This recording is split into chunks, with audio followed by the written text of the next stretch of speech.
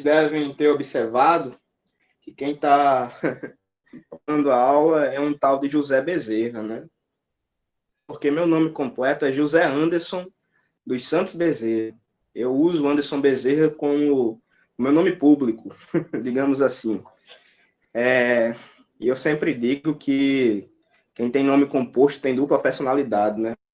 Para alguns eu sou José, para outros eu sou Anderson, outros eu sou, como o Juliano me chama de Zé. Para outros eu sou o quê? Depende, não sei o que eu sou, depende da pessoa com quem eu estou falando. Eu tenho vários seres dentro de mim mesmo. Não é nem dupla personalidade, são várias personalidades, né? Por isso que se um dia eu tiver filho ou filha, eu vou dar só um nome para criança não sofrer disso. Uma coisa estranha. Talvez isso explique o porquê eu fui cursar filosofia e fiquei meio doido da cara, enfim.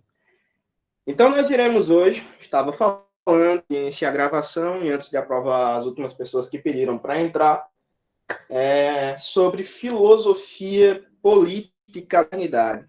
Eu estava dizendo que as questões políticas levantadas durante a modernidade são as questões atuais.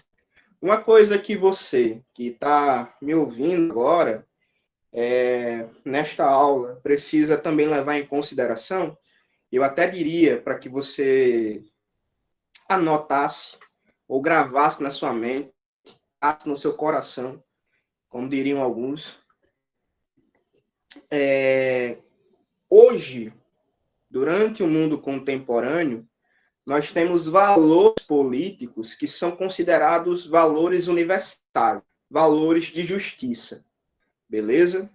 Hoje, por exemplo, quando nós falamos que um Estado não é democrático, na nossa cabeça isso funciona como se nós disséssemos, esse é justo, ele é injusto, ele corrompe os direitos humanos, ele não preserva as liberdades individuais, enfim, ele não dá possibilidade para que as pessoas que vivem nele possam pensar o que querem e possam fazer o que quiserem. Não é um Estado justo.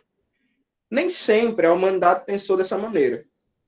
Esses conceitos que hoje nós entendemos como naturais, como os melhores, foram desenvolvidos por alguém em algum tempo histórico. Então, nós iremos passar a ver isso hoje, ok? Guardem isso no seu coração. Nem tudo no mundo é eterno. As coisas surgem e as coisas desaparecem com o tempo. Ou, como diria Karl Marx, tudo que é sólido se desmancha no ar. Beleza? Não que vocês concordem com Marx, né? Inclusive, eu quero dizer que eu não sou religioso no marxismo. Eu sou um estudante, por isso que eu tenho muitos livros dele, beleza? Mas sem religiosidade em relação à filosofia e sociologia. Bem, gente, e uma outra coisa interessante também para se notar é que nessa época estava se desenvolvendo esses princípios políticos e hoje nós estamos já no pleno desenvolvimento, né? Mas eu estava chamando esse período histórico, né, em que essas percepções começaram a serem desenvolvidas, de humanidade. Hoje, quando nós passamos a estudar os filósofos e as filósofas da atualidade, nós dizemos que estamos estudando filosofia contemporânea. Dá a impressão de que a modernidade passou e que vivemos um novo momento histórico.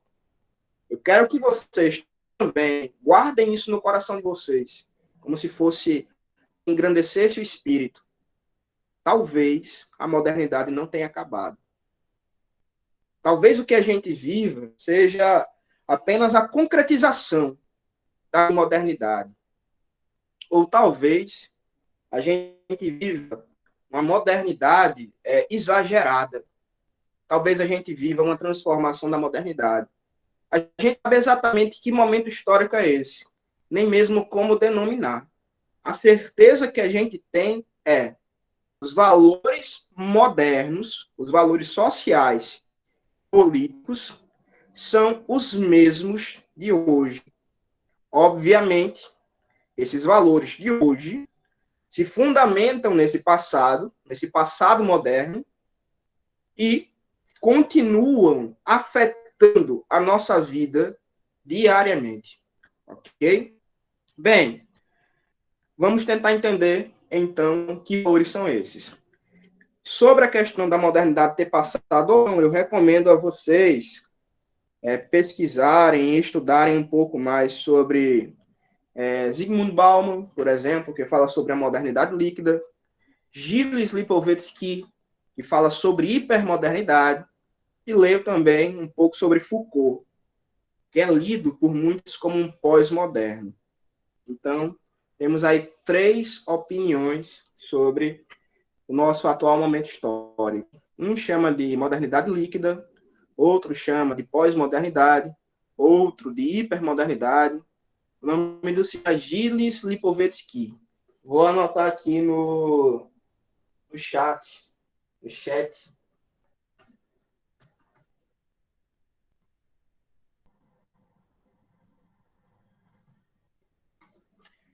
Pronto, aí no chat. Gilles Lipovetsky, um francês. Inclusive, chat é uma palavra francesa que significa gato, né? Então, anotei aí no gato.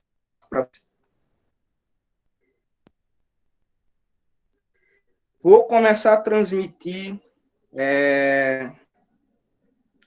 a nossa projeção para a aula de hoje. E aí eu começo a explicar o conteúdo que nós teremos para ver nesta sexta-feira. Como é, Breno?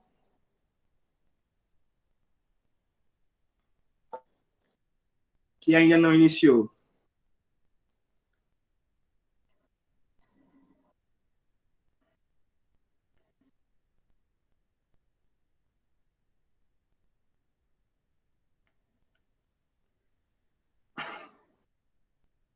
O terceiro foi Michel Foucault.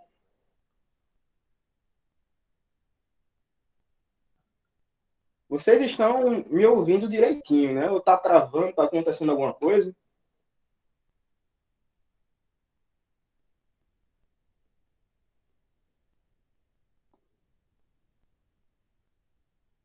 Não.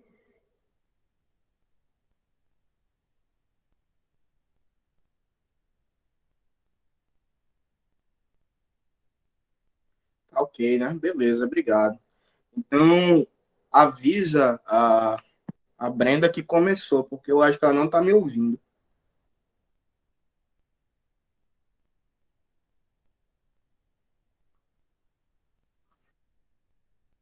A imagem que está meio ruim é porque sou eu que estou aparecendo, por isso que fica ruim. Mas vocês superam.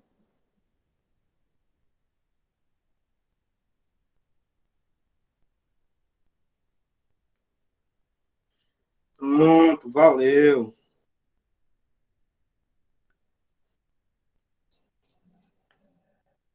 O primeiro e o segundo, Brenda, nosso amigo. O primeiro foi Zygmunt Bauman. Você deve conhecer porque ele é muito falado, está na moda, né? O Bauman considera que a modernidade, ou o momento histórico que a gente vive, é uma modernidade líquida. O Gilles Lipovetsky, esse segundo que eu citei, ele considera que o histórico é uma hipermodernidade. E interessante, eu às vezes não, durante um tempo, eu concordava mais com Lipovetsky, porque ele dizia que nós vivemos uma modernidade exagerada. Ou seja, os princípios adotados pela nossa sociedade são os mesmos princípios da modernidade. Sendo que durante a modernidade, esses mesmos princípios não conseguiram serem, digamos assim, perpetuados. Por exemplo, um dos maiores princípios da modernidade, nós veremos hoje, é o princípio do indivíduo, né, da liberdade individual.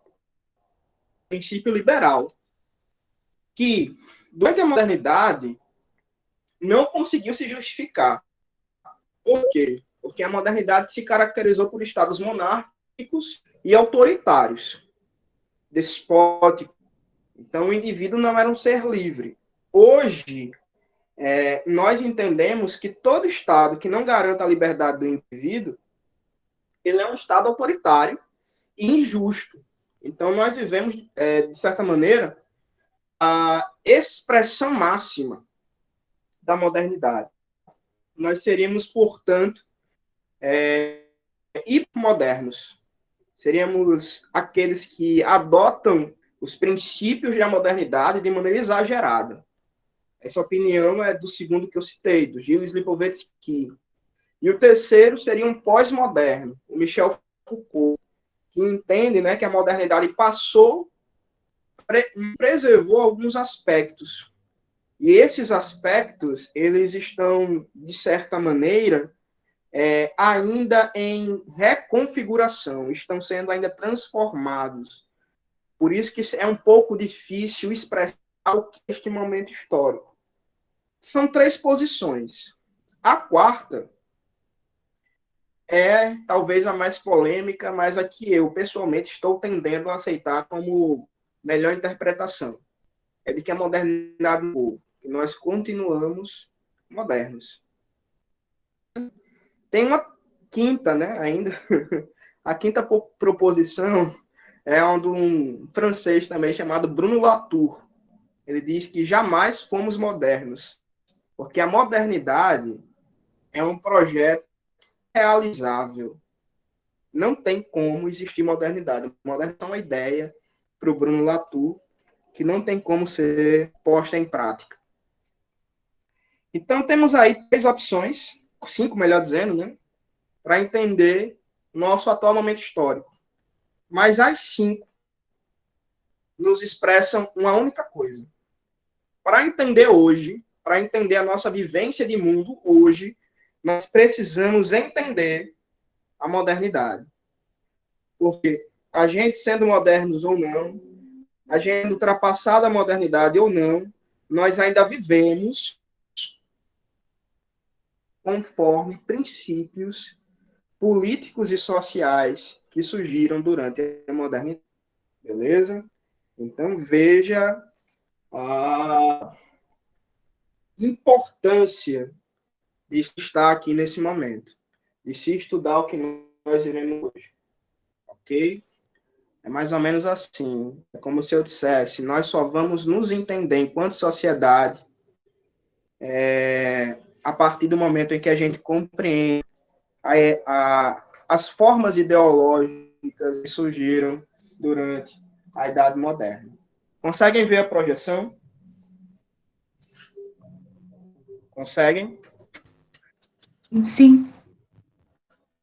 Eu vou só pedir licença para conectar o carregador do meu computador. Ok? Um minutinho. Senão ele vai arriar durante a aula.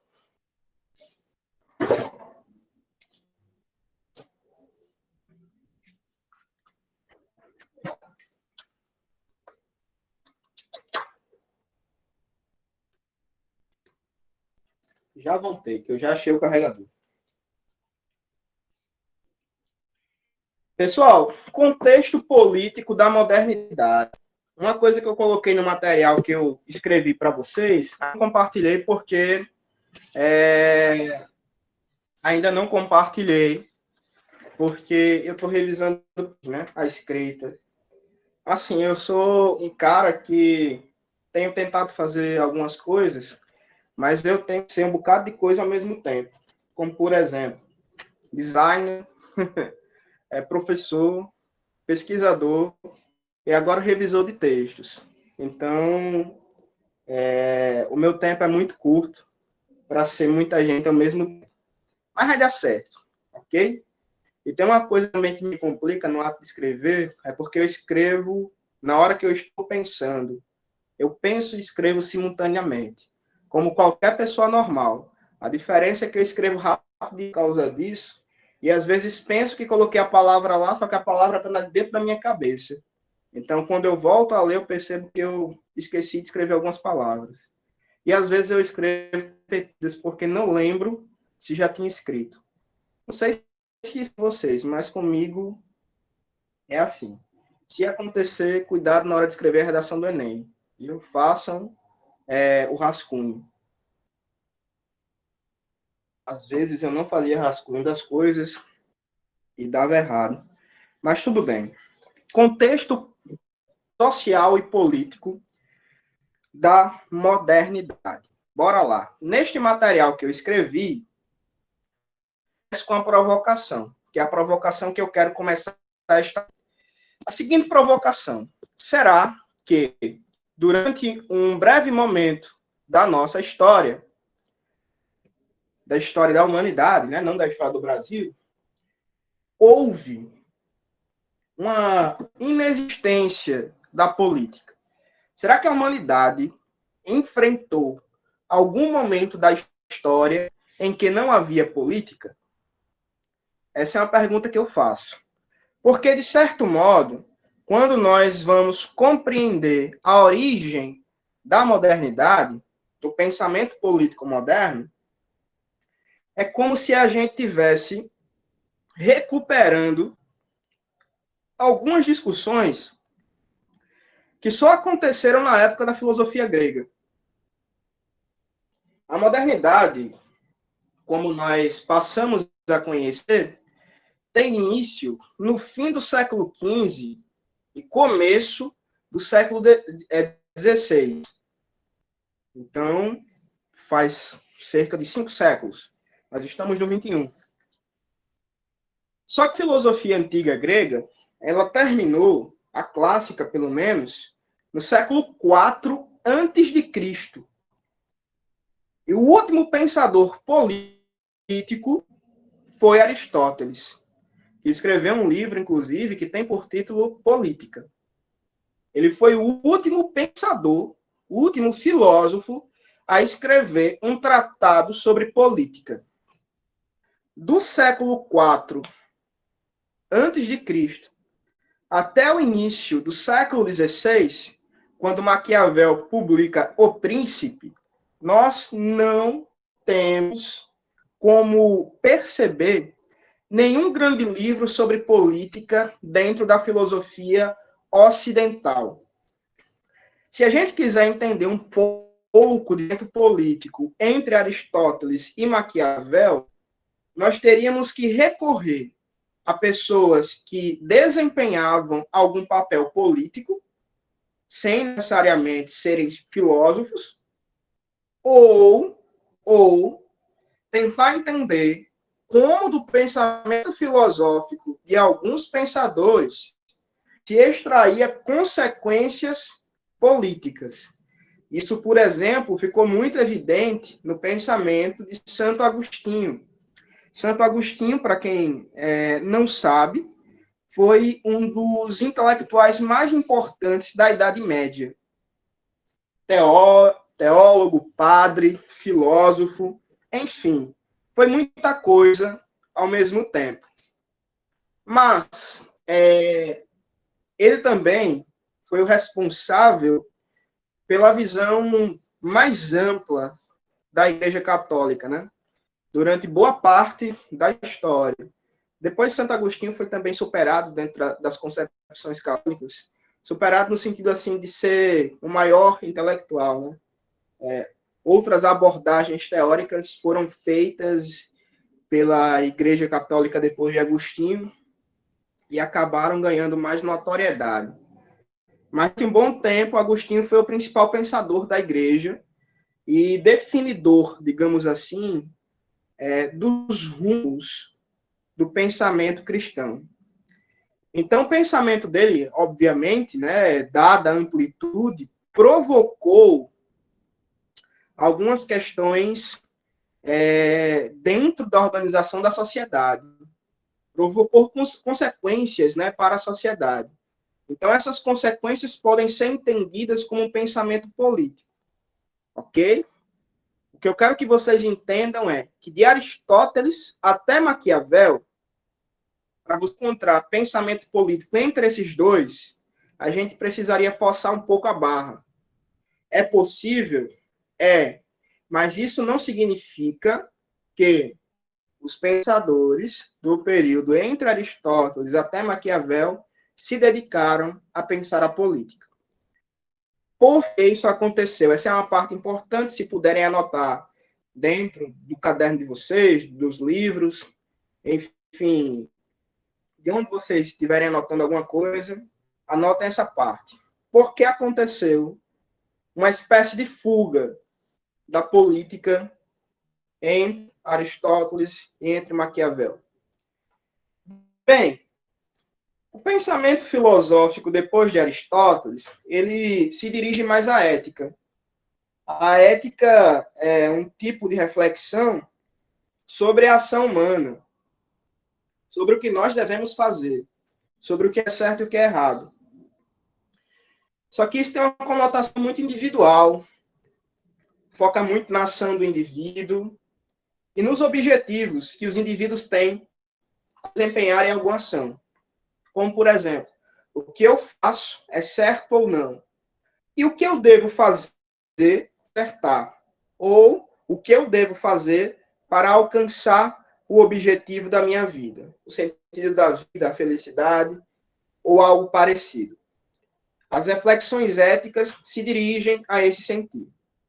As reflexões políticas, por outro lado, se referem à vida comum, aquilo que acontece dentro da comunidade, aquilo que acontece dentro da civilização, dentro do país, com o nosso contexto atual. Então, é uma reflexão sobre a coletividade e não sobre o indivíduo. Beleza? Mas o que foi que aconteceu, então, entre Aristóteles e Maquiavel, que as reflexões sobre a coletividade meio que desapareceram? Bem, Aristóteles ele foi o último filósofo da democracia ateniense. A democracia cai no fim da vida de Aristóteles. E para ele isso era interessante, porque quem derrubou a democracia ateniense foi Alexandre o Grande, rei da Macedônia, que foi ensinado pelo próprio Aristóteles. Aristóteles foi tutor de Alexandre. Mas, como consequência disso, os cidadãos atenienses perderam esse status, o status de cidadania. Deixaram de ser pessoas que poderiam participar da vida pública e passaram a se preocupar apenas com as suas próprias coisas, com as suas vivências reais. Os pensadores, os filósofos, eram essas pessoas comuns. Não eram os reis, não eram a nobreza, eram pessoas comuns. E como pessoas comuns, eles se dedicavam à própria vida. Então não estavam mais pensando sobre a vida comum, porque aquilo não fazia parte da vivência deles. Isso explica, então, o porquê o pensamento sobre a ética, sobre a metafísica, ou até mesmo sobre a natureza, esteve com mais destaque do que o pensamento político, depois de Aristóteles até Maquiavel. Então, você tem um contexto em que os cidadãos perderam a cidadania, eram só pessoas que viviam em território e que se uniam umas às outras pela cultura ou por laços parentais. Eles não eram mais pessoas envolvidas com a política. Se eles não se envolvem mais com isso, eles também não pensam mais sobre isso, nem desenvolvem teoria. Depois vem o Império Romano, que até voltou a instituir o conceito de cidadania. Mas o cidadão, para o romano, era aquele nascido em Roma, que tinha direitos. Isso é importante também de ser falado, porque as questões sobre o direito, né, as questões que nós entendemos sobre o direito, começam a ser discutidas lá na época de Roma. Beleza? Só que vejam, eles eram cidadãos, tinham direitos, mas também não tinham uma atuação política tão forte. Apesar de que se escreve um pouco sobre política naquela época, mas mais no sentido da atuação e não muito no sentido teórico e filosófico. Depois disso, quando o Ocidente, o Império Romano caiu, e se começou aquela organização feudal, o feudalismo que nós começamos, a gente viu ou percebeu uma espécie também de fuga da política. Porque se a política tem uma vida comum, com a vida compartilhada, e a vida comum durante o feudalismo era definida pela nobreza, pelos senhores feudais, então a maior parte da população tinha acesso às decisões relativas às próprias vidas, né? A própria vida. Então não se tinha também um pensamento político. Durante a Idade Média, durante o feudalismo, os intelectuais eram os padres. Eles também não estavam muito inclinados a pensar sobre a vida comum aqui na Terra, mas a pensar nas coisas divinas.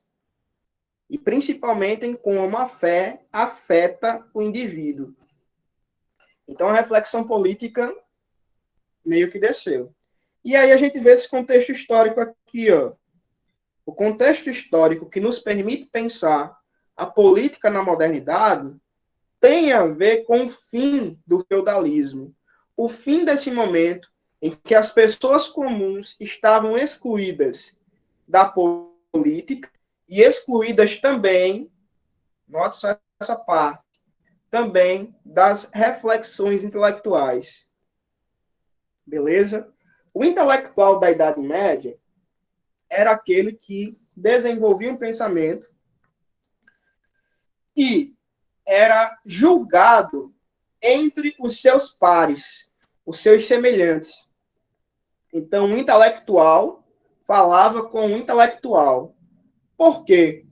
Porque as pessoas comuns não tinham conhecimento suficiente para discutirem teoria. Elas nem sabiam ler, a maioria não sabia ler, né? Inclusive, isso não era um privilégio, não saber ler, obviamente isso é ironia, mas não era um privilégio dos camponeses. A nobreza também não era muito culta, não, viu? Inclusive, entre os reis, eles aprendiam muito sobre o poder, sobre como liderar, mas não tinha conhecimento do resto das coisas, não. Os intelectuais, obviamente, foram os que se perpetuaram e perpetuaram o legado da família por mais tempo. Mas o que tem de rei ignorante, vocês não têm noção. Então, intelectualidade naquela época do feudalismo era uma coisa de poucos. E, obviamente, esses intelectuais que faziam parte da igreja, eles também se dirigiam às pessoas comuns apenas para guiá-las a alguma coisa. Eu lembro muito de um discurso de um intelectual da época, de um filósofo medieval, chamado Mestre Eckhart. Eu estudei ele na época da graduação. Tem um discurso dele sobre o Sermão do Monte, né, as bem-aventuranças. Mateus 5, né, bem-aventurado é aquele que não sei o quê. Enfim, nesse sermão de Mestre Eckhart, ele escreve para ser lido durante a missa. Só que ele escreve de um jeito muito intelectualizado, problematizando qual é a verdadeira pobreza. Bem-aventurados são os pobres de espírito, né? Porque eles herdarão o reino dos céus. É isso que tem escrito ou é outra coisa? Enfim, quem lembrar aí me diz. Mas está lá no início de Mateus, capítulo 5. E aí, pronto. E aí, Mestre Eckhart escreve um texto para ser lido durante a missa, em que ele começa a problematizar o que seria a verdadeira pobreza. E aí ele entende que pobreza é falta, e o verdadeiro pobre é aquele que falta tudo, não só no sentido intelectual, mas, melhor dizendo, não só no sentido material, mas no sentido espiritual. É aquele que, de tanto ter falta, falta até a Deus. É interessante a perspectiva do mestre Eckhart. Só que ele fala de um jeito tão difícil que, ao final do sermão, se você não conseguiu entender as minhas palavras, não se preocupe, porque estas verdades foram reveladas apenas a algumas poucas almas que tiveram o privilégio de entender, assim como eu tive, né? Então, assim, quando eu li essa parte, eu caí na gargalhada, né? Eu lendo e rindo. Como é que o cara é tão boçal para dizer que o que ele fala é tão difícil que aos outros não foi dado a possibilidade de entender, né? Ele foi boçal desse jeito. Só que isso expressava, de certo modo, o espírito daquela época. O intelectual, o que conseguia entender as coisas divinas, né, eram pouquíssimos. E aos outros, às pessoas comuns, isso não era importante. Então, veja, o feudalismo representou uma época de ignorância para boa parte da humanidade, como também uma época em que eles não estavam preocupados com as da vida comum. Até porque vida comum naquela época, no sentido de comunidade, de sociedade, era uma coisa estranha, já que pouca gente vivia perto, né, ao redor dos castelos, nos burgos, e a maioria das pessoas viviam como camponeses, ou seja, só estavam agregadas à própria família. Não existia muito sociedades muito complexas. Só que o fim do feudalismo representou um novo patamar para a história, em que a vida social, a vida comunitária, voltou a estar em destaque, voltou a estar em primeiro plano. Hoje em dia, por exemplo, a gente sabe que a vida social ela se sobrepõe à vida individual. Por quê? Porque você pode até pensar que é livre para fazer alguma coisa e para decidir fazer algo, mas você é livre a partir do seu atual contexto social e histórico. Por exemplo, eu sou livre para viajar à Europa? Sou. Porque eu não vou? Porque eu não tenho dinheiro. Legal, né? Então, será que eu sou livre de fato? Sou, porque se eu tivesse dinheiro eu poderia ir. A gente pensar dessa maneira. Mas por que eu não tenho dinheiro para ir? Isso é um dos meus fatores sociais, históricos e econômicos, né? Então, a vida social me afeta. Eu poderia até dizer, eu vou guardar dinheiro na poupança para o próximo ano para viagem à Europa. Só que aí, do nada, o preço do arroz R$ 2 para R$ 40. E aí eu lembro que preciso. O preço do arroz influencia o preço das coisas. O preço do óleo está lá em cima. Então, como essas coisas aumentam, eu já não tenho mais como guardar para viajar à Europa. Então, a vida social está me afetando. O fim do feudalismo proporcionou este acontecimento histórico, em que a vida social passa a ser mais importante que a vida familiar, no sentido de que ela é mais determinante para a nossa vida do que o que acontece em nossa família. Não exclui a família, viu? O fim do feudalismo, mas coloca a sociedade em destaque. Nessa época, né, a gente observa que a própria nobreza da época da Idade Média, ela mudou o aspecto social histórico do Ocidente ao se unir à classe emergente, que é a classe burguesa. Quem eram os burgueses? Os burgueses eram aqueles que habitavam um território próximo aos castelos, a região onde a nobreza morava, os senhores feudais, e sobreviviam do comércio, e não exatamente da produção agrícola. Beleza?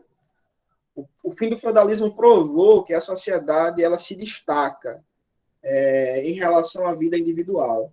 Ela está, digamos assim, afetando mais a nossa vivência enquanto indivíduo do que as nossas próprias decisões. Então, veja, hoje eu posso até dizer que eu sou livre, é isso que eu queria dizer. Que eu sou livre com base no contexto social e econômico em que eu estou vivendo. Eu sou livre para decidir, mas se o que acontece na sociedade me afeta o tempo todo, então eu decido conforme as possibilidades que eu tenho. Então, o fim do feudalismo colocou em destaque. Bem, e aí o que é que acontece, gente? A gente observou, então, que a nobreza daquela época se une a essa classe emergente, dado a precariedade que uma pandemia, na época, causou, que foi a peste negra, né? Que matou cerca de 1/3 da Europa, se une a essa classe emergente para estar, então, ficando as estruturas da sociedade. Os senhores feudais têm aquele status, né? O estado de soberania sobre a terra, e quem volta a atuar como o agente de autoridade, o agente com muito poder dentro de um território, é o rei, e não o senhor feudal. Então, você percebe que, durante a Idade Média, poder era algo relacionado à posse de território, a soberania de um território, mas como se fosse uma espécie de propriedade privada. Enquanto, com o conceito dos estados nacionais, que eu coloquei no segundo ponto, a gente observa que poder volta a ter uma conotação política. Ok? Em qual sentido? No sentido de quem tem poder não é necessariamente o dono da terra, mas é alguém que, por alguma razão, consegue exercer poder até sobre quem trabalha para ele e até sobre quem não está dentro da terra em que ele é proprietário. Isso é o rei. O rei manda na sua propriedade, mas manda no território comum. Ok? O rei manda também no território comum. Mas como foi que o rei conseguiu voltar a ter tanta autoridade? Note que rei nunca deixou de existir durante a Idade Média. Mas como é que eles voltaram a ter tanto poder e tanta autoridade? Com o fim do feudalismo, os senhores feudais já não mantinham, né, um exército, uma força militar para defender a sua terra. As forças militares não deixaram de existir. Elas só passaram a servir a outro contexto. Ou seja, passaram a servir à estrutura do Estado, ao governante. Então, se o governante agora recolhe impostos de todo mundo, e com esses impostos consegue manter uma estrutura militar, ele consegue justificar o seu poder. Disso surge, isso aqui.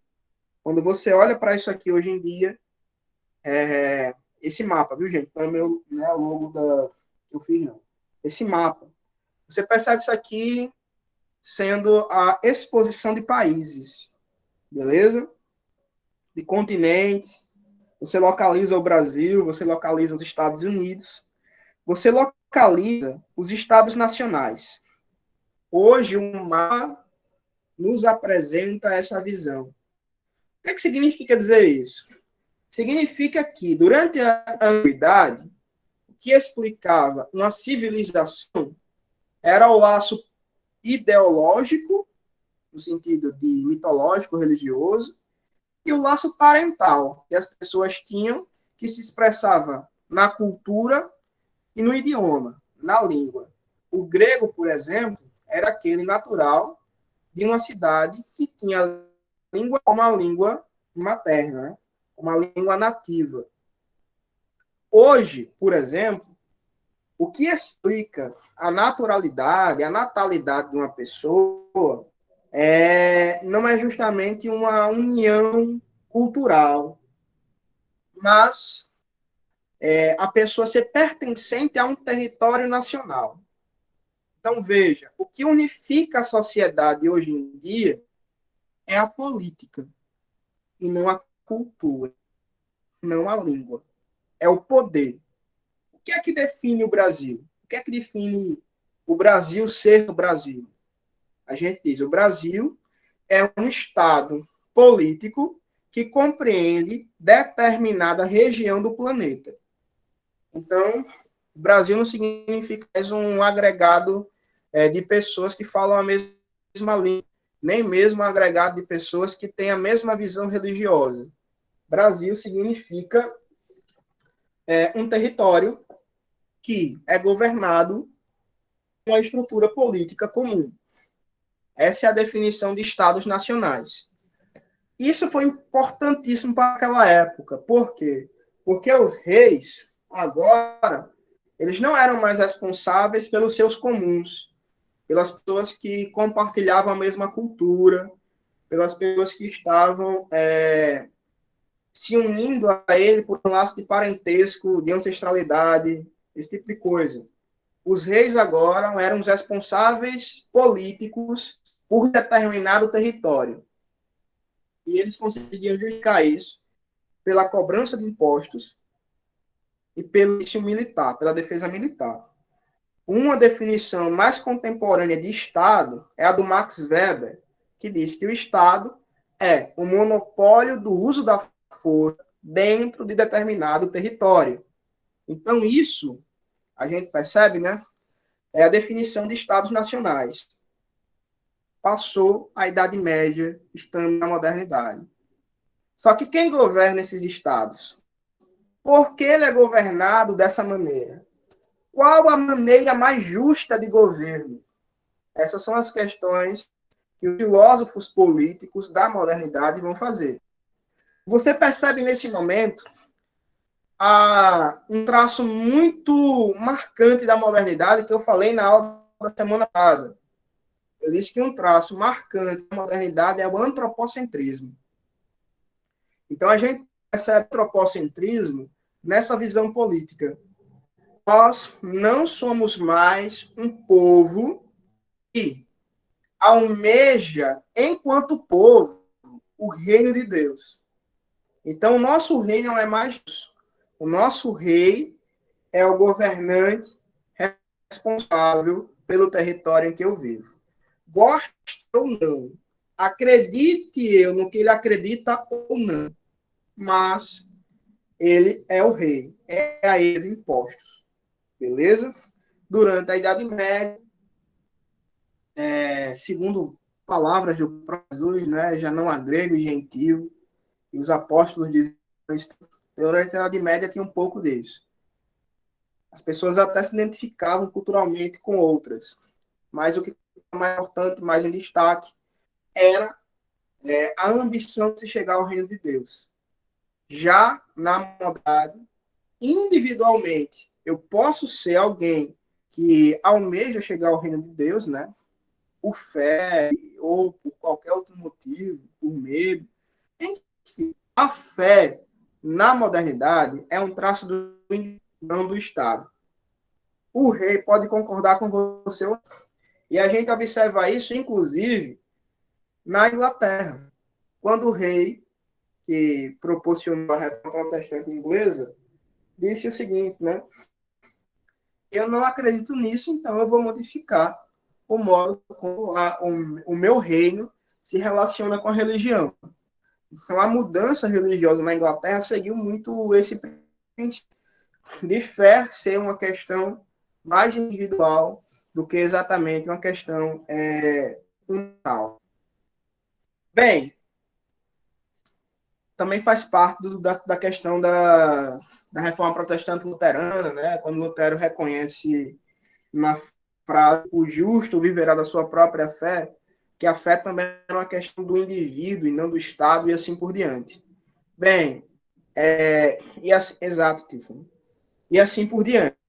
Então, o Estado nacional é um Estado político, não é um Estado cultural, não é um Estado linguístico, não é uma civilização baseada na língua, não é baseada nos laços de parentesco, não. É um Estado político que tem um poder sobre determinado território. Isso também tem a ver com a emergência do capitalismo enquanto modo de produção dominante. As pessoas se organizam economicamente com base na troca de mercadores, com base no trabalho individual, no lucro. Então, disso ocorre o quê? Disso ocorre que, nessa época, nós presenciamos a emergência de uma nova classe, que é a classe burguesa, que não necessariamente tinha um vínculo ancestral com a nobreza, mas que exercia poder na sociedade. Veja, a modernidade, diria um historiador chamado Eric Hobsbawm, foi a era das revoluções. Revolução industrial, revolução política, revolução social, e assim por diante. Por quê? Porque a burguesia, ela ganha uma notoriedade na sociedade que até então não se observava. Na Idade Média, você podia morrer de trabalhar. Você juntava o que fosse. Mas ou você tinha uma família nobre para ser nobre, ou você barganhava com os nobres para alcançar algum título de nobreza. Na modernidade, não. O seu trabalho, ele te proporciona riquezas. E as riquezas te proporcionam poder. Veja, eu não preciso ter nascido em uma família de sangue azul. Isso é interessante. Com o meu trabalho, eu posso ascender socialmente. Isso foi revolucionário na época. Porque, veja, quem passa a exercer poder econômico e político não é aquele indivíduo que tem um laço de parentesco com a nobreza, mas alguém que alcançou poder a partir do seu próprio trabalho.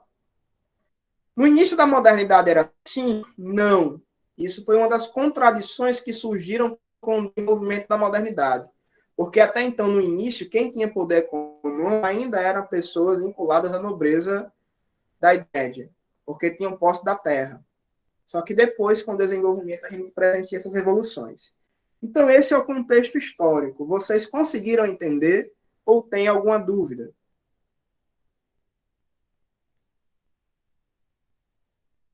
Tudo ok? Beleza. Se ficar alguma dúvida, vocês podem dizer que eu vou mastigando direitinho.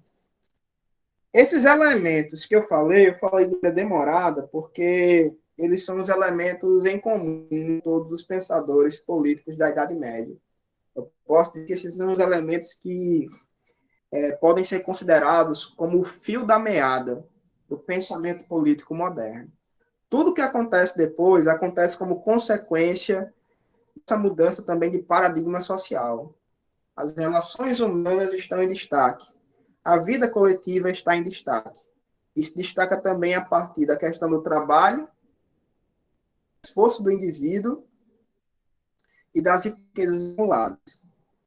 E o poder é centralizado na figura de um governo. Bem, hoje nós chamamos o território em que a gente vive, o território brasileiro, de Estado. Esse conceito foi desenvolvido durante a Idade Média, também pelos pensadores da época. Não é um conceito eterno, nem sempre existiu Estado. Inclusive, é uma pergunta que vários antropólogos fazem hoje em dia. É possível existir sociedade sem Estado? A gente sabe que os anarquistas tentam alcançar um tipo de sociedade onde não existe Estado. A gente sabe que os comunistas, eles também almejam uma sociedade sem Estado. Algumas tribos indígenas tentam expressar a gente que é impossível haver agregados humanos sem Estado. Mas o que vários filósofos modernos perguntam é: a modernidade apresentou um nível de complexidade para a sociedade em que é muito difícil se pensar uma organização social sem a existência do Estado político, do Estado burocrático. Então, essa questão atual, essa questão surgiu durante a Idade Média. Beleza? Então, bora lá para o primeiro grande pensador da época. Professor, Oi. no caso, então, posso falar que na modernidade existiu um tipo de Estado sem política? Na modernidade, existiram estados sem política. Entenda, o conceito de Estado é um conceito político. O conceito de sociedade, não. Sociedade é um conceito de comunidade, agregados humanos, de grupos de pessoas que compartilham alguma coisa comum. Ou espaço, ou laços de parentesco, ou uma cultura, ou uma visão religiosa, sociedade. Beleza? Ou até mesmo uma produção de vida semelhante, né, de dependência. Como, por exemplo, são pessoas que dependem umas das outras para sobreviver economicamente. Isso é o conceito de sociedade. O conceito de Estado é um conceito vinculado ao poder político. Então, é um conceito, digamos assim, que não é eterno e nem sempre existiu. Passando uma mosca aqui na aula que está me atazanando. Não sei se vocês conseguem ver. Enfim, então você pode dizer o seguinte: na modernidade, sim, existiram sociedades sem Estado. Agora, na modernidade, enquanto cronologia, enquanto um período histórico que iniciou no século XVI e terminou mais ou menos no século XIX. Que sociedades seriam essas? As sociedades que estavam no Ocidente. Agora, a modernidade, enquanto conceito filosófico, ela se caracteriza no plano social e político pela existência do Estado. Então, você pode dizer assim, filosoficamente falando, a modernidade é uma expressão cultural, filosófica e artística do Ocidente, da Europa, e se caracteriza politicamente pela existência do Estado. O que é o Estado? O Estado é uma expressão política de dominação dentro de um determinado território. Assim você pode entender o Estado. Então, a modernidade Europa se caracteriza, socialmente falando, pela existência do Estado. Por existir um governo que comanda um território e que afeta, por essa razão, por consequência disso, a vida comum, a vida compartilhada. E o que é a vida compartilhada? O que é a vida comum?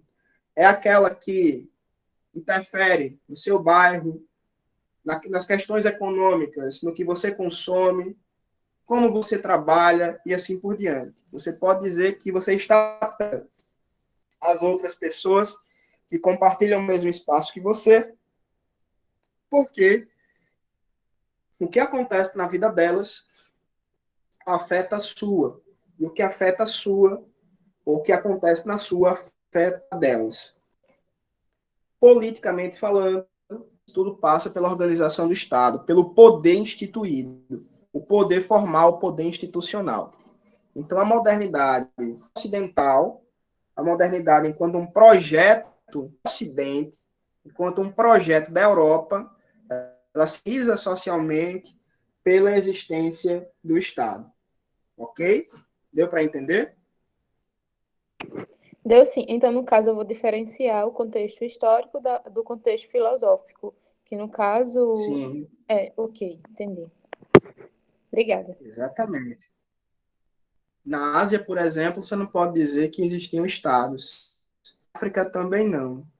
Na América, você pode dizer que sim, durante a modernidade, por causa da colonização.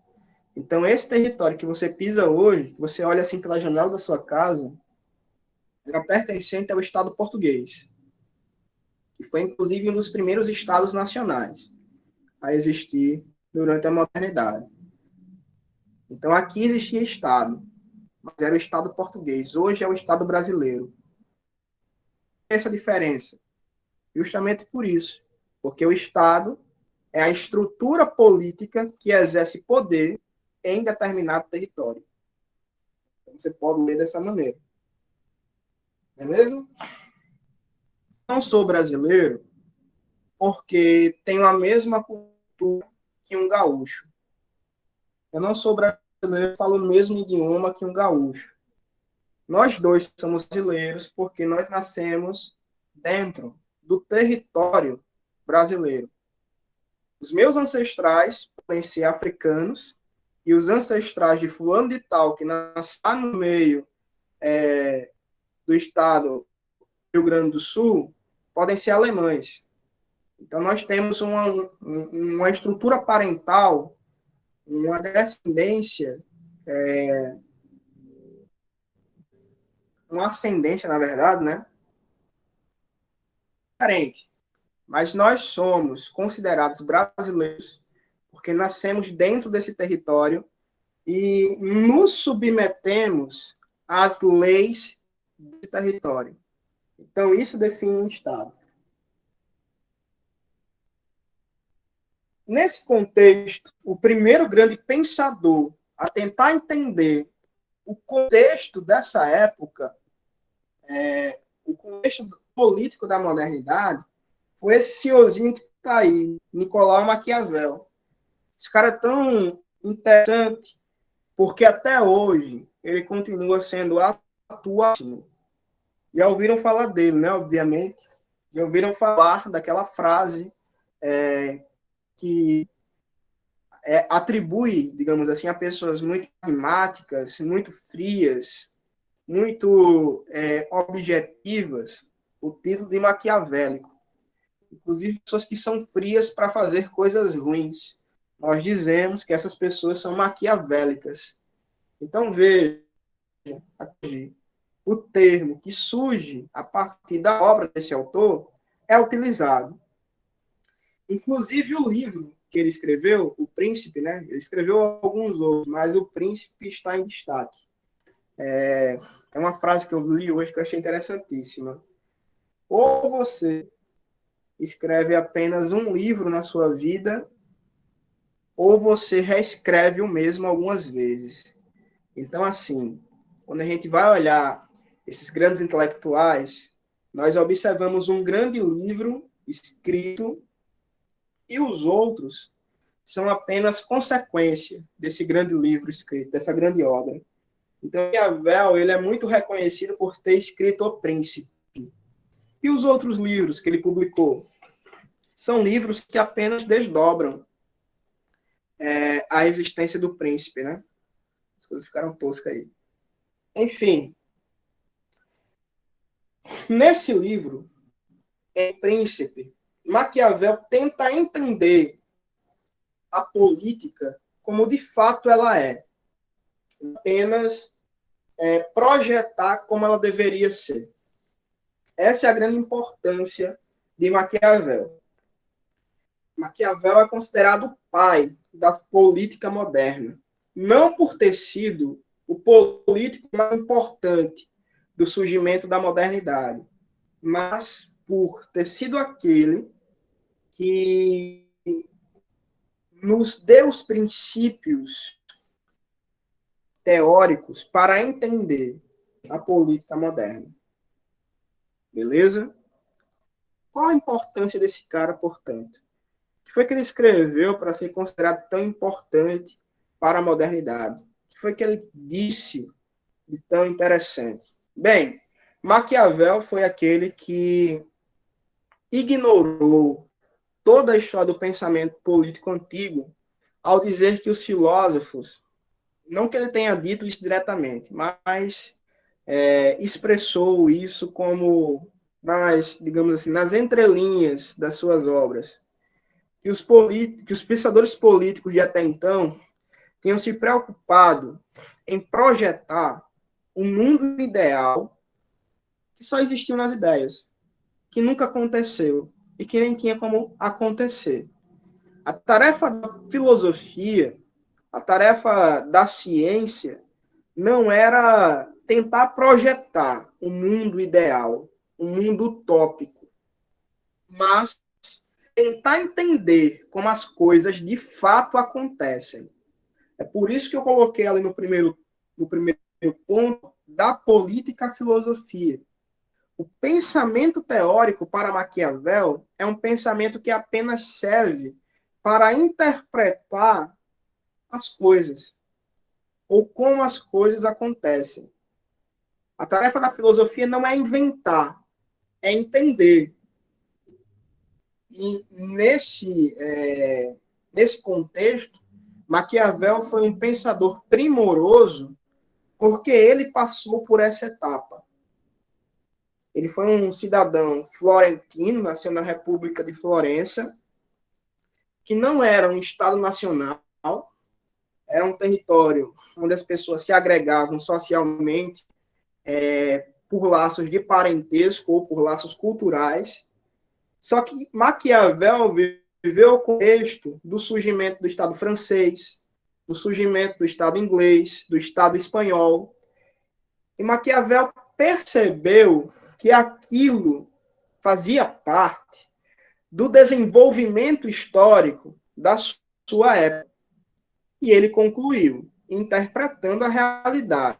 Por isso tem ali realismo político.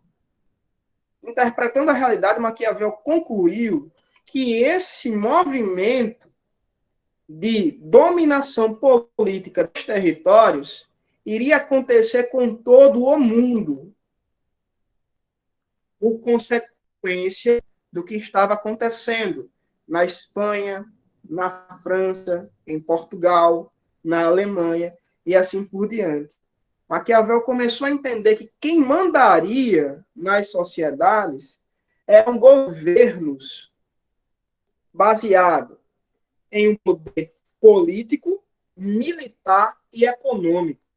Então ele disse, olha, se nós aqui de Florença não nos unirmos a todos os outros que falam também a nossa língua, o latim, né, que vira italiano, e não estabelecermos uma forma política institucional disto, a gente vai ser engolido pelos estados nacionais vizinhos. É capaz daqui a algum tempo Florença virar Espanha, como a Catalunha virou, né? A Catalunha hoje faz parte da Espanha, só que muita gente quer separar porque eles falam outra língua, eles surgiram outra cultura e assim por diante. Politicamente falando, a Catalunha pertence ao Estado espanhol, mas eles não se identificam como espanhóis. O pessoal da Galícia também são muito mais próximos dos portugueses do que dos espanhóis, mas fazem parte do Estado espanhol. E o medo de Maquiavel era que Florença, que assim como Milão, como Roma, como Veneza, tinham uma raiz cultural e parental comum, acabassem sendo submetidas a um povo estranho. Então, Maquiavel atuou politicamente pela união da Itália e pelo surgimento do Estado italiano. Ele não conseguiu ver isso em vida, porque o Estado italiano é uma forma muito recente, data do século XIX. Mas essa era a intenção dele. Então, como ele não conseguiu fazer isso enquanto um político, porque ele acabou participando de um golpe de Estado, né? Um golpe lá em Florença, e aí depois que os golpeados retomaram o poder, tiraram Maquiavel da cena, ele passa para a teoria. Vai escrever O Príncipe, na intenção de provar que ele poderia contribuir para o seu Estado, ou melhor dizendo, para o seu território, né? Para Florença, para a sua república. Só que o Príncipe foi escrito dedicado a Lourenço de Médici, justamente para Maquiavel tentar provar que ele tinha o que oferecer ao governo dele, e aí Lourenço não quis. Só que o Príncipe acaba virando um texto clássico da leitura política. Por quê? Olha no segundo ponto, na tese, Maquiavel disse que o objeto da política é o poder. Veja, o objeto da política, na antiguidade, era entendido como bem comum. Maquiavel diz, olha, você pode até querer agir para o bem comum, mas se você não conseguir alcançar o poder e fazer o que for necessário para se manter no poder, alguém que não tem o interesse de agir para o bem comum vai conseguir fazer isso necessário, que é alcançar o poder e manter, e vai agir por conta própria, pelos seus próprios interesses, e assim por diante. Então, veja, uma das grandes consequências do pensamento de Maquiavel é dividir, ou melhor dizendo, distanciar a política da ética. Ética é uma coisa. É legal ser ético, bacana. Mas é uma coisa. Política é outra. O objeto da ética é até o que é bom, o que é certo, mas o objeto da política é o poder. Se você ou o seu grupo não for poderoso o suficiente, de nada vai valer as suas boas intenções. Maquiavel diria isso. Inclusive, quando Ciro Gomes estava avaliando o impeachment que Dilma sofreu, ele disse o seguinte, né? Faltou a Dilma ler Maquiavel. Se ela tivesse lido, ela teria entendido a política brasileira. Napoleão foi um cara que, não sei se ele usou diretamente as ideias no sentido teórico, mas na prática ele usou sim, com toda certeza. Inclusive, hoje, Napoleão continua sendo uma expressão muito fiel do que é ser maquiavélico, né? Isso é interessantíssimo de ser dito. Beleza? Então, o objeto da política é o poder. A gente pode dizer, inclusive, que o seu pensamento proporcionou essa passagem, a passagem do ser ao dever ser. O que é o ser? O ser é como as coisas são. Beleza? Aliás, Maquiavel proporcionou a passagem do dever ser ao ser. O ser é como as coisas são. O dever ser é como elas deveriam ser. Os filósofos políticos da antiguidade desenvolveram em suas teorias princípios de justiça e de Estado real. Maquiavel disse o seguinte: se a gente ficar querendo projetar um Estado ideal e esquecer de como a política é de fato, a gente não consegue nada. Então, a tarefa do intelectual é entender o mundo e a sociedade e a política, depois querer mudar.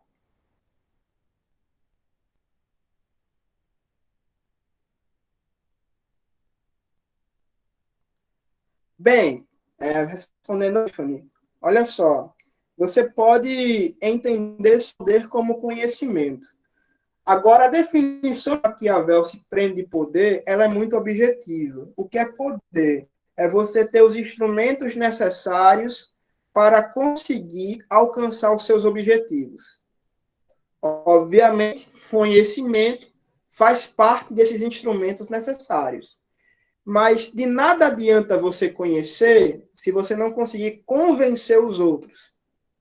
E às vezes o convencimento não é só intelectual. Às vezes o convencimento, melhor dizendo, é barganha, é imposição de força física, é poder econômico e assim por diante.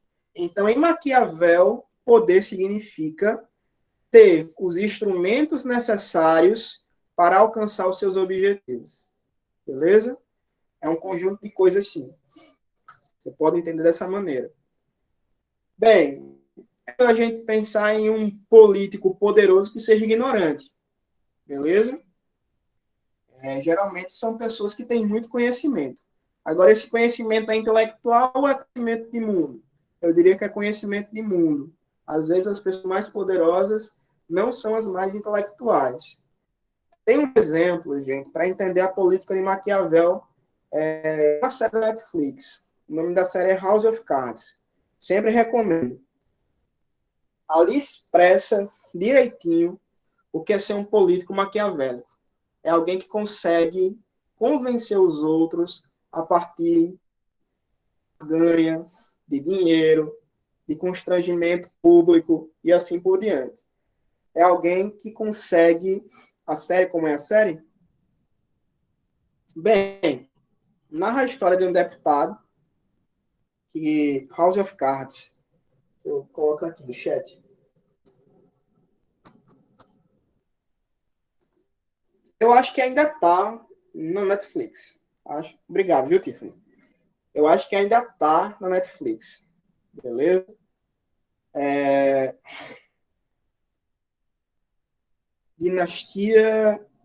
Dinastia enquanto conceito ou dinastia enquanto expressão política? Ah, essa eu não assisti. Essa eu vou procurar. Mas se você está dizendo, eu acredito. Inclusive, até fiquei curioso agora. Vou procurar depois. Talvez para descansar minha cabeça. Que minha cabeça está muito cansada, eu preciso ver alguma coisa, eu preciso assistir algo. Eu não vou parar. Só que se for uma série que me faça pensar muito, eu vou dar uma parada. Eu preciso parar de pensar, né? Pessoa que trabalha pensando é complicado. Chega uma hora que cansa. E fica triste, né? Filosofia causa tristeza. Não sei se vocês sabem. Enfim.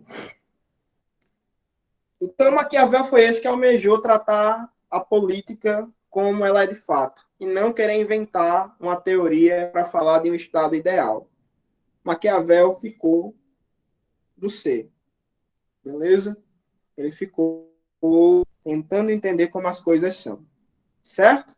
E aí tem dois conceitos chaves na filosofia de Maquiavel, que é o conceito de virtude, que a virtude é necessária para manter o poder, e fortuna. Fortuna é o acaso, é quem domina o acaso. Então, o bom príncipe para Maquiavel, que é o bom governante, é aquele que tem virtude, ou seja, a força necessária para manter o poder, força no sentido tanto intelectual quanto material, que sabe, mas que tem as possibilidades de impor seu poder.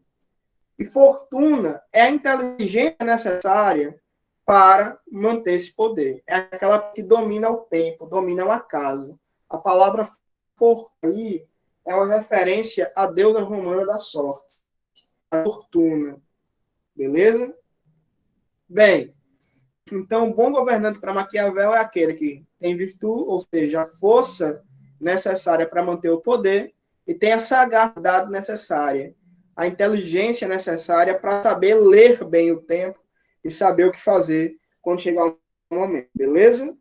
Então, esse, em linhas gerais, é o pensamento de Maquiavel. Ok, gente? Se eu pergunto qual a importância de Maquiavel para o pensamento político moderno, vocês diriam o quê?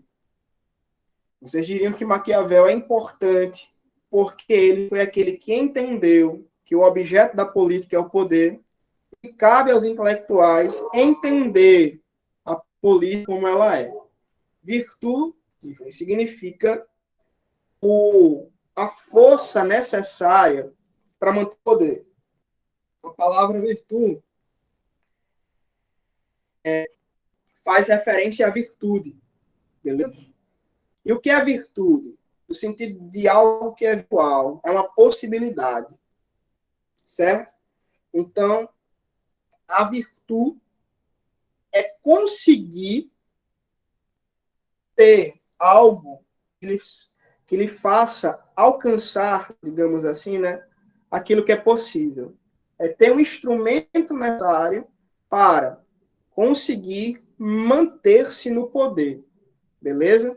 A virtude é uma possibilidade, a virtude, né, é uma possibilidade, beleza? Mas também é uma força que lhe permite fazer o que for necessário. Um exemplo prático. Bora lá. Estamos dentro de uma crise política, beleza? Forças políticas antagônicas estão disputando o poder de um Estado. Quem é que vai conseguir lançar ou se perpetuar no poder? A pessoa que, em dado momento, consegue fazer o que for necessário. Num momento como esse de crise, o político que der o passo mais certo é aquele que foi mais virtuoso. É aquele que conseguiu fazer o que é necessário para manter o poder. Por exemplo, aqui em Natal, aconteceu uma coisa muito interessante, né? Que foi as disputas entre o governo do estado e entre a prefeitura municipal para o retorno das aulas.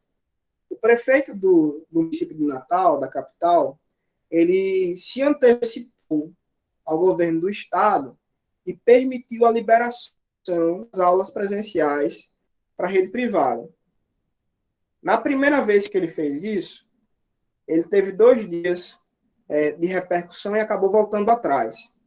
E aí eu vi um analista político comentando assim, bola fora do prefeito, porque ele tomou uma decisão que ele podia tomar, só que a decisão foi errada, porque a maior parte da população não queria aquilo naquele momento. Então, ele foi alguém que tinha as possibilidades, mas não foi virtuoso, porque tomou uma decisão errada, tomou uma decisão equivocada. Beleza? Posso dizer, inclusive, nesse contexto, que o prefeito tinha virtude, tinha possibilidade de decidir, mas não tinha fortuna, não soube ler direito e agir da maneira adequada. Virtude é a possibilidade, beleza? É fazer o que é possível, é ter os instrumentos. Fortuna é fazer o que é certo na hora, ou seja, é a ação, é a inteligência. Você pode dizer que a virtude é o próprio poder, né, a possibilidade, e a fortuna é a inteligência. Beleza?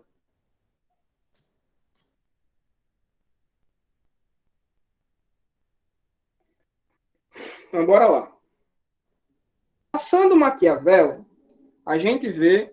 Gente, inclusive, hoje eu vou passar um pouquinho da 1h30. Pode ser ou vocês preferem que eu conclua isso no início da semana que vem?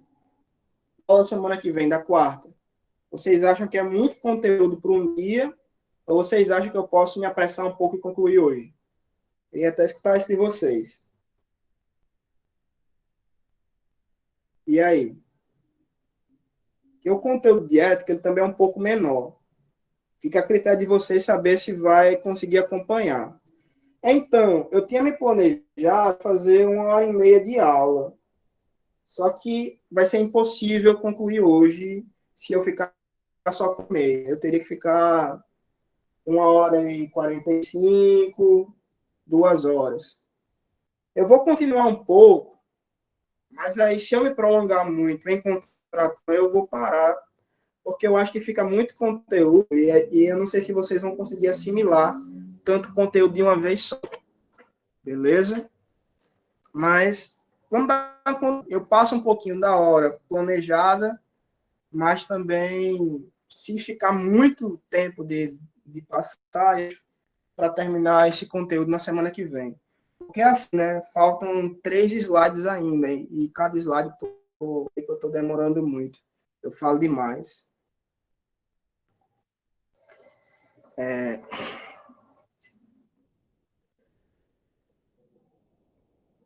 Eu estou vendo que algumas pessoas conseguem, outras ficam assim. Que nem, na verdade, fico. Eu confesso que, enquanto aluno, eu não consigo manter a atenção por muito tempo, não, sabe? Então, eu estou tentando pensar como esses alunos que não conseguem manter a atenção por muito tempo. Mas, enfim, bora lá. Continuar essa aqui. Ó, tá certo, Ana Clara. Fique tranquilo. Bem, bora lá. Contratualismo. A gente viu que até agora a modernidade transformou social e político. O modo com que as pessoas se organizam socialmente foi modificado. Inclusive o modo com que as pessoas trabalham para sustentar a própria vida. Maquiavel, ele expressou o antropocentrismo, que a gente viu na semana passada, dentro da política. Como assim? Quando ele fala que a política tem por objeto o poder, e uma coisa importante que eu não falei é que o poder ele é uma coisa que está submissa aos interesses humanos. Quando Maquiavel fala isso, ele está expressando o antropocentrismo da sua época. Ok? O objeto da política é o poder, e o poder ele é a expressão dos interesses humanos, e não da vontade de Deus. Então, o governante, aquele que tem em suas mãos a possibilidade de fazer o que é melhor para todos, com o que é melhor para ele. Veja, é tanto poder na mão de uma pessoa, de um grupo, que os destinos de toda a humanidade, ou de boa parte da humanidade, está concentrado nas mãos de poucas pessoas. E aí Maquiavel disse, olha, o que é o ser humano? O ser humano é um ser ganancioso, o ser humano é um ser que busca o melhor para si mesmo e nem sempre se preocupa com os outros. E se a gente ficar esperando bondade dos políticos, a gente não vai viver bem. É preciso, portanto, que a gente saiba dançar a dança do poder e disputar poder o tempo todo, porque senão, se eu esquecer de disputar isso, vai vir alguém no meu lugar e vai fazer o que quiser. Então, ele humaniza a política. Nesse meio tempo, a gente percebe um esforço intelectual muito grande de um grupo de pessoas, de pensadores, para entender o que é que fundamenta esse novo momento. O que é que fundamenta a organização social que eles chamam de sociedade civil. O que é que fundamenta as leis? O que é que fundamenta os governos? Era essa a intenção que essa galera tinha, beleza? E aí, então, surge o contratualismo. O que era o contratualismo? Ou qual é a ideia de contrato social? Contrato social expressa aquela noção de que o contexto social ele é definido com base em leis. E essas leis supõem um acordo feito dentro da sociedade, beleza? Para definir a experiência social e política das pessoas. Então, veja, eu sobrevivo ou vivo dentro de uma sociedade e preciso acordar com as outras pessoas o que a gente vai fazer dentro dessa sociedade. Essa é a noção de contrato social. E o contrato social se expressa nas leis. Tudo que vocês fazem com alguém, vocês precisam combinar o que vocês vão fazer. Esse ato de combinar já sugere um contrato, já sugere a existência de um acordo. Beleza? Na sociedade não seria diferente. Então, esses filósofos perceberam isso, perceberam essa noção de contrato e fizeram o quê? Fizeram o seguinte, a gente precisa entender o porquê esse contrato existe, qual deve ser o fundamento do contrato e qual seria o contrato mais justo. Olha a sequência, viu, gente? Para viver em sociedade, nós precisamos entrar em um acordo. O que é que vai fundamentar esse acordo? Qual acordo será o melhor? Essa era a interrogação feita por esses filósofos. E aí nós temos três grandes filósofos nessa época, dessa corrente de pensamento. Thomas Hobbes, John Locke e Rousseau. Beleza? Estão conseguindo acompanhar esse raciocínio? Tem só o retorno aí? Então, esses três estão seguindo esses princípios, esse passo a passo. Certo? E a gente observa o seguinte. Eles concordam em uma coisa. O que deve fundamentar a existência de um contrato, regulamenta o modo como a sociedade vai se organizar, é a natureza humana. Beleza? Aquilo que define o ser humano enquanto humano. Aquilo que surge da nossa própria natureza humana. E aí os três começam a querer levantar teses sobre o que poderia ser a natureza humana. O que é natural, gente? O que é que significa natureza? Essa palavra é interessante porque nós utilizamos ela constantemente mas nem sempre nos preocupamos com o seu conceito, com a sua definição. Natureza significa aquilo que brota por si mesmo, o que passa a existir espontaneamente, ou seja, sem a imposição de um poder, certo? Natureza humana seria a existência espontânea do ser humano. Então, como é que eu vou tentar entender o que é a natureza humana? Eu vou tirar tudo aquilo que é imposto ao ser humano e me perguntar como ele viveria se não houvesse leis, se não houvesse poder. Como é a natureza humana se não houvesse nada que lhe impedisse de fazer o que passa pela sua cabeça? Essa é uma questão importante. Será que nós viveríamos bem? Será que seria bom? Ou será que o ser humano é ruim ao ponto de fazer várias desgraças se não houvesse poder? Essa pergunta foi feita pelos 3 pensadores que aparecem aí. Beleza? Thomas Hobbes entendeu que a natureza humana é ruim. O homem é um cabo de peia. Alguém que não presta. Por quê? Porque o que explica a existência espontânea do homem é a sua ganância. É os seus interesses desenfreados. E para satisfazer a vontade, o ser humano seria capaz de fazer qualquer coisa. Qualquer coisa. Beleza? Então, veja.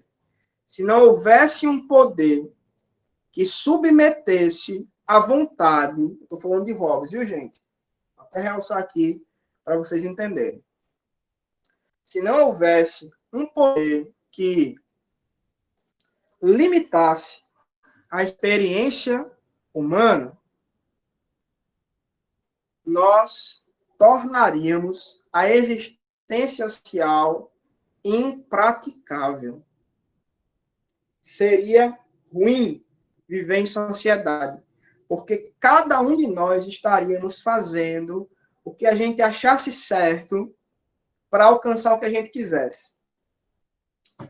Imagine só, se não houvesse uma lei dizendo que é errado eu pegar o que é de outros, vocês acham que eu não pegaria se eu sentisse vontade? Se não houvesse nada me dizendo que é errado eu me apossar de uma propriedade de alguém, vocês acham que eu não me apossaria? Hobbes disse é claro. Se não houvesse leis, qualquer um faria o que desse na telha. Inclusive mataria outra pessoa porque não teria medo da punição. Então veja, a sociedade ela se organiza a princípio do poder. Beleza? Se com a lei o povo deixa de usar máscara, imagine sem a lei. Pois é. E ainda tem gente que luta contra a lei. Mas justamente isso. Justamente isso. Eu fico, quando eu dava aula presencial sobre isso, há longínquos 6 meses atrás, eu geralmente fazia esse exemplo de pegar o que estava na carteira da pessoa, colocar no meu bolso e dizer, agora é meu. Está errado. Como é que você me prova que está errado? Enfim, porque eu posso lhe processar por isso. Ou seja, a gente pactuou, a gente entrou em um acordo, em um contrato de que é errado que eu me aposse do que é dos outros. Então, hoje existe a lei, mas se não existisse, como é que a pessoa ia poder contestar? Ela ia dizer, vamos entrar em um duelo, né? Vamos entrar em uma batalha. Aí, como diria Hobbes, iria vigorar a lei do mais forte. Eles, olha, é insustentável viver assim. Se não houvesse leis, a sociedade iria se arruinar. Daí surge aquela frase famosíssima, né, que é atribuída a Hobbes: o homem é o lobo do homem. Por quê? Porque nós somos a nossa própria destruição. Se não houver algo, um poder que seja mais poderoso que eu olhe para cima e diga, eu vou obedecer porque senão eu vou sofrer, eu faria muita coisa ruim. Se eu não fizer, eu, Anderson, não fizesse, existiria outra pessoa que queria. Como é que eu ia dizer, então, que a outra pessoa estava errada? Não teria como dizer. Então, o mais forte ganharia. Aí Hobbes, olha, é preciso organizar-se politicamente para que a gente possa, então, constituir um poder que se sobrepõe às pessoas, mas que seja o suficiente para regulamentar a sociedade civil e preservar o que tem de essencial para cada um, que é o seu direito natural, inclusive. Que direito natural é esse? A vida e os meios necessários para se manter a vida. Então, veja, eu posso até me submeter a um rei, não ter a liberdade de contá-lo, mas, em contrapartida, eu vou ter a segurança necessária para manter a minha vida e para trabalhar recebendo o que for necessário para me manter. Então, Hobbes disse, a saída, então, para que a gente escape dos inconvenientes do estado de natureza e consiga preservar o nosso direito natural é um estado monárquico em que todo o poder seja concentrado em um rei ou de um colegiado e essas pessoas consigam organizar a vida da sociedade. É assim que Hobbes pensa. Bem, então ele foi alguém que defendeu um contrato social baseado no governo monárquico. Certo? Beleza? Deu para entender o porquê disso? Para preservar a segurança das pessoas e a boa vivência. Certo? Tudo correto? Professor, O Locke...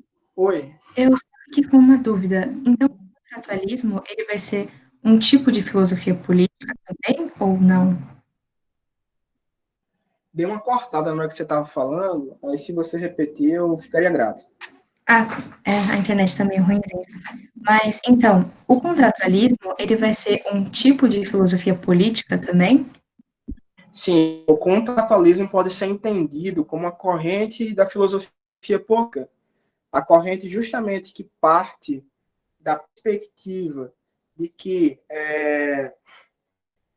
todo acordo político deve se fundamentar na natureza humana. Certo? Então você entende, o contratualismo é uma corrente política, uma corrente da filosofia política, melhor dizendo, que tem como princípio fundamentar a sociedade civil e as leis da sociedade civil a partir do que é a natureza humana. Então, é uma filosofia. Dá para entender? Deu sim, obrigada. Nada.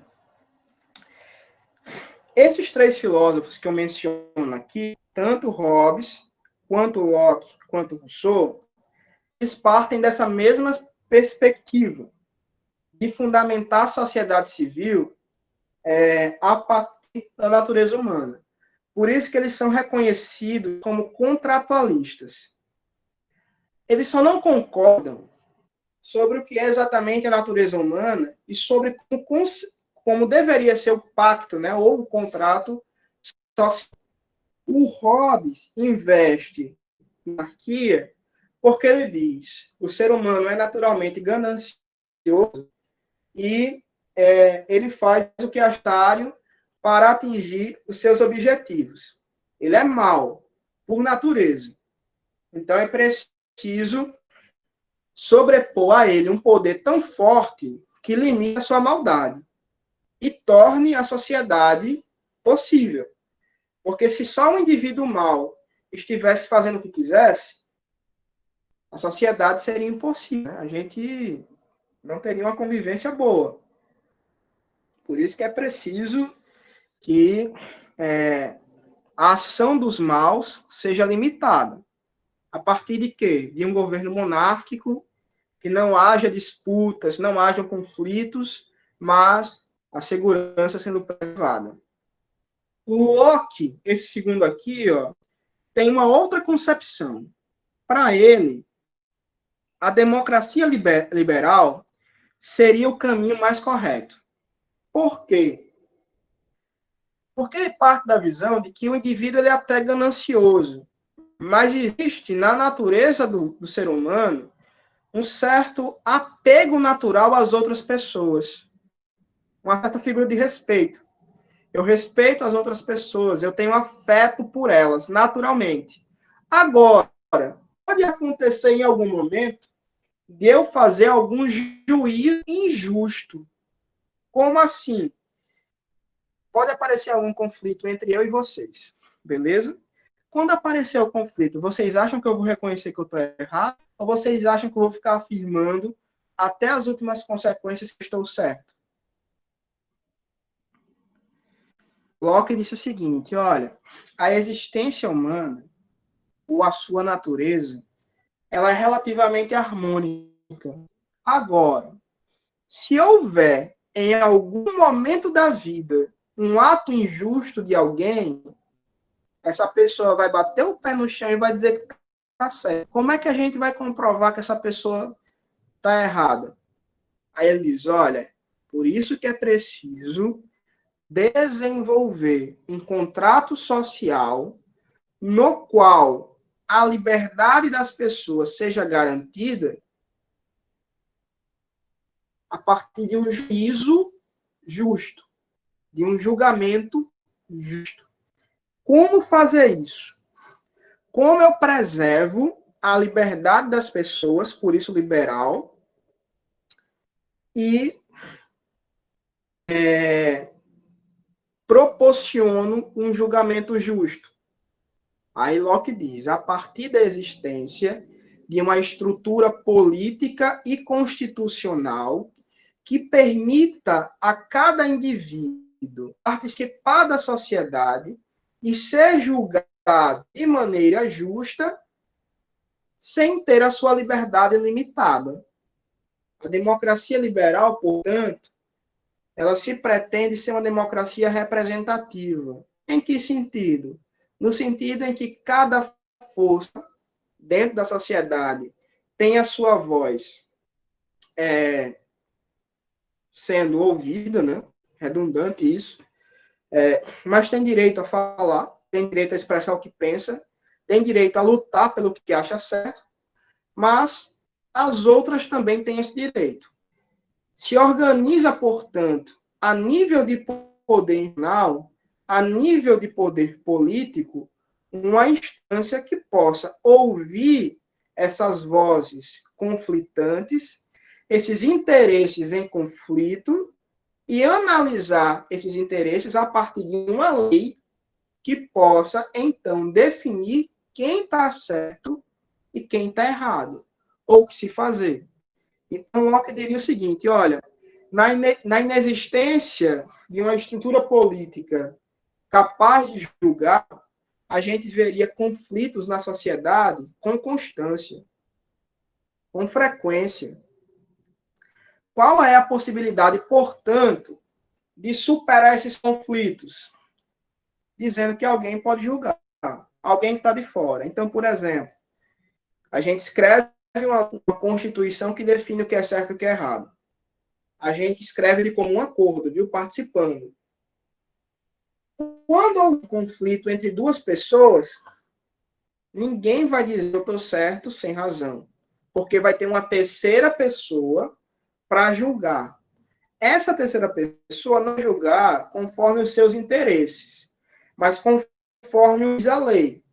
Então, a lei serve não para se colocar acima das pessoas, mas para permitir um julgamento justo e que cada uma tenha sua liberdade preservada. Deu para entender, gente?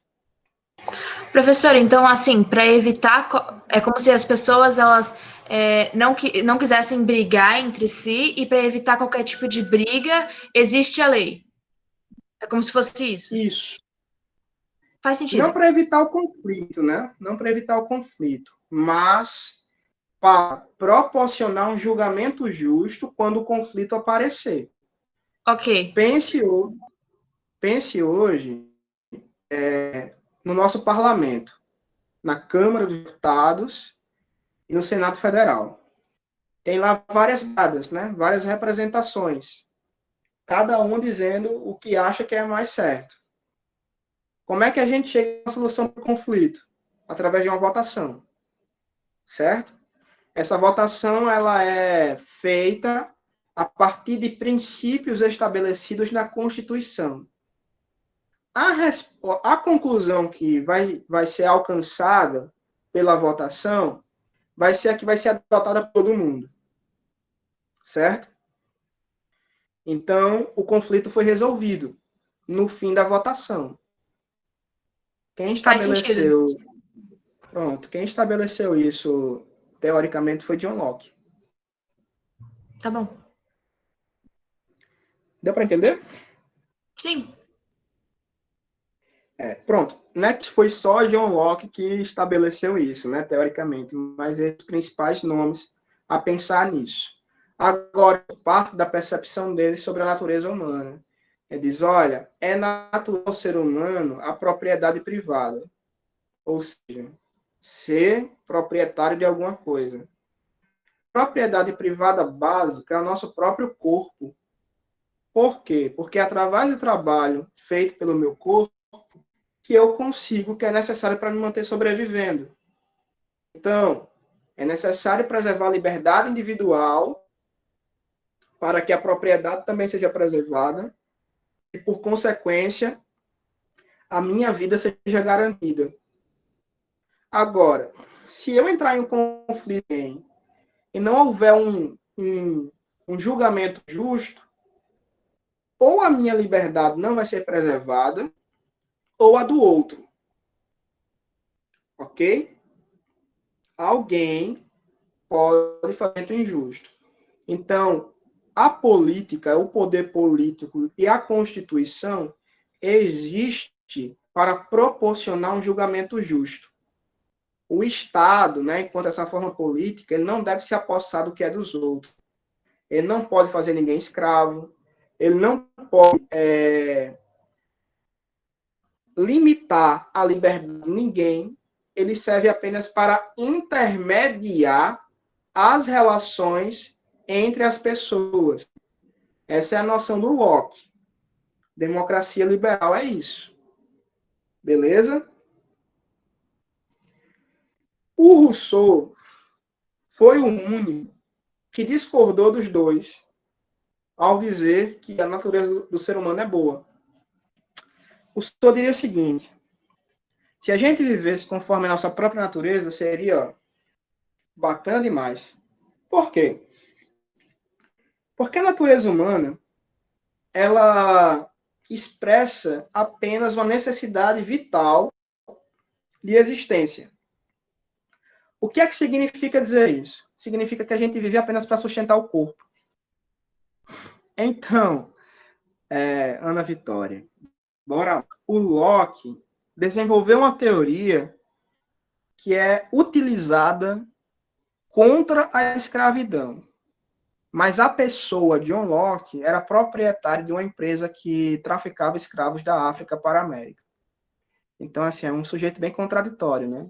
Ele escreve uma teoria para, olha, a existência humana, a natureza humana é a liberdade. Cada um é dono de si mesmo. Enfim, a hipocrisia, né? Mas ele ganhava dinheiro como? A partir de uma empresa que traficava escravos da África para as Américas. Esse era Locke, um grande empresário de escravos. Mas aí também vem daquela visão de que para ele ser humano era o ser humano branco, né? Então o ser humano branco era livre, o negro não. O negro não era humano, o negro era um bicho. É o preconceito ocidental com o negro, né?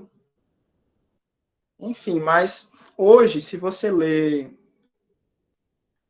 Pois é, né? Para quê? Se você lê o Locke hoje, você percebe que a filosofia política dele exerceu uma influência muito forte na constituição da Declaração Universal dos Direitos Humanos, que é utilizada hoje como uma defesa contra qualquer expressão de escravidão, né? Mas o cara em si da vida era isso. Enfim, né? Bem, Rousseau, só para a gente terminar, eu não vou realmente continuar as outras duas experiências políticas da modernidade hoje, não, porque já está fazendo quase 2 horas de aula, né? Vamos deixar para a quarta. O Rousseau, ele discordou dos dois, porque para ele a natureza humana é somente manter seu corpo vivendo. Nós somos, a princípio, animais. E para ser um animal que continue, não precisa nem mesmo da sociedade. Porém, a sociedade, para ele, é um fato evitável. Então, veja, ao nascer e ser integrado a uma sociedade, eu já não estou mais vivendo conforme a minha natureza. Eu já estou vivendo de outro modo. A sociedade caracteriza, ou ela passou a existir, a partir da noção de propriedade privada, quando alguém cercou um terreno e temeu. Aí Rousseau diz que quando isso aconteceu, surgiu também a desigualdade entre as pessoas. Então, veja, segundo a natureza, todos nós somos iguais. Iguais em direitos, iguais em existência e assim por diante. Mas, segundo a sociedade, nós somos desiguais. Por quê? Porque alguns têm mais, outros têm menos e outros nem têm. Então, o que é que acontece? Como é que a gente vai realizar a natureza de igualdade entre pessoas e, inclusive, preservar a liberdade se existem pessoas por aí se submetendo aos outros para conseguir sobreviver? Aí Rousseau diz, olha, a natureza era boa, mas foi abandonada. Estamos em sociedade vivendo de maneira péssima, até se submetendo uns aos outros para sobreviver. Então é preciso encontrar um modelo político que é a vontade geral, ou seja, a vontade de todos. Para quê? Obedecendo à lei, eu esteja obedecendo a mim mesmo e não a outro. Fazendo isso, a gente vai viver em condições de igualdade e de liberdade. Era isso que Rousseau diria. Então, como é que a gente vai se organizar politicamente para que isso aconteça? A partir de uma democracia direta. O que é que significa uma democracia direta, gente? Uma democracia direta significa que todos participam individualmente do processo de decisão sobre o que acontece na vida social. Certo? Bem, quando todos participarem desse processo de decisão, logo, a gente vai poder, então, garantir uma democracia efetiva, uma igualdade efetiva e a liberdade de todos. Aí você pode pensar, professor, dentro de um debate alguém sai perdendo. Então, como essa pessoa vai olhar e vai dizer que está obedecendo à própria vontade, então é livre e igual. Aí Rousseau diz, olha, é óbvio que num debate público, alguém vai ter a sua vontade não sendo respeitada, digamos assim. Alguém vai sair perdendo a discussão. Agora, a partir do momento em que eu pude opinar, pude participar do debate, pude votar, eu concordei com o processo. Então, eu também concordei que a decisão tomada como resultado desse processo de debate seria adotada por todos. Se eu concordei com isso, eu concordo com o resto.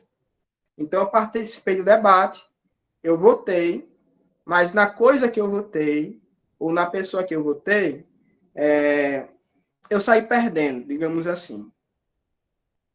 Mas eu vou respeitar o processo, porque eu estava envolvido. Então, se eu estava envolvido, a minha vontade pessoal pode até não ter sido realizada, mas a vontade geral foi. Então, se a vontade geral foi realizada, então eu também estou respeitando a mim mesmo. Certo? Então, a democracia direta significa isso. Todo mundo se envolve com o processo e a resposta final é uma resposta que respeitou, então, a posição de todo mundo. Ok? Beleza? Professor, Oi. quando ele fala democracia, no caso para Rousseau, seria democracia também para homens, mulheres, enfim, ou na visão dele seria para uma parcela da sociedade só? A Rousseau seria todo mundo. Homens, Então, mulheres. no caso, é o Oi? sufrágio universal. Pronto. O Rousseau seria um grande defensor do sufrágio universal. Ok. Do voto universal. Agora, mais que isso, Rousseau, ele não restringe, por exemplo, a participação política das pessoas a uma voto ao presidente.